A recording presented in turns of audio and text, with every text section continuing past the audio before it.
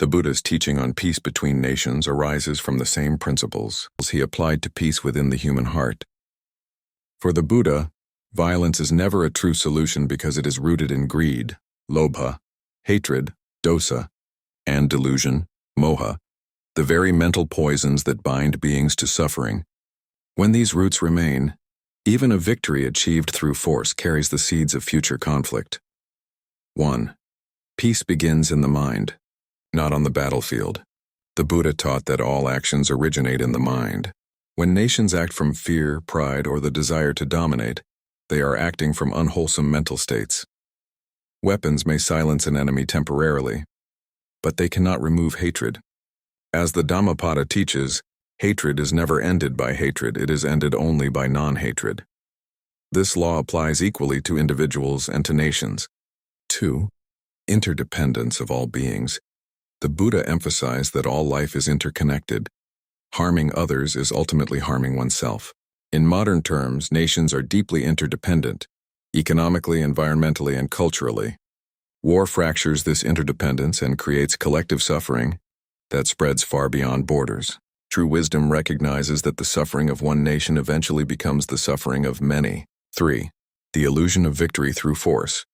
In the Buddha's view, victory gained by weapons is unstable and empty.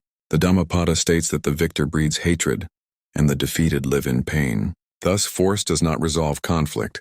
It perpetuates cycles of revenge. Mutual respect, on the other hand, breaks this cycle by addressing the causes of conflict rather than its symptoms. 4. Mutual respect as an expression of compassion, karuna. Respect between nations reflects compassion in action. Compassion does not mean weakness. It means seeing the humanity of others and refusing to dehumanize them. The Buddha taught that rulers and leaders have a moral responsibility to govern with non-violence, ahimsa, patience, khanti, and fairness, dhamma. A society grounded in these values creates security through trust, not terror. 5. Dialogue and understanding over domination. The Buddha consistently encouraged dialogue, reflection, and wise speech. Conflicts dissolve when parties listen deeply, recognize shared suffering, and seek solutions rooted in fairness. Mutual respect allows dialogue to flourish.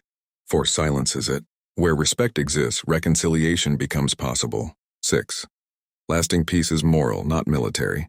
According to the Buddha, lasting peace arises from ethical conduct and collective wisdom. When nations act with integrity, restraint, and empathy, peace becomes sustainable. Without moral foundations, even the strongest military power remains inwardly insecure. In essence, the Buddha's teaching makes it clear. Weapons may enforce submission, but only mutual respect creates peace. True peace between nations is not the absence of war, but the presence of understanding, compassion, and shared responsibility. When nations see one another not as enemies to defeat but as partners in a shared, human destiny, peace ceases to be an ideal and becomes a lived reality.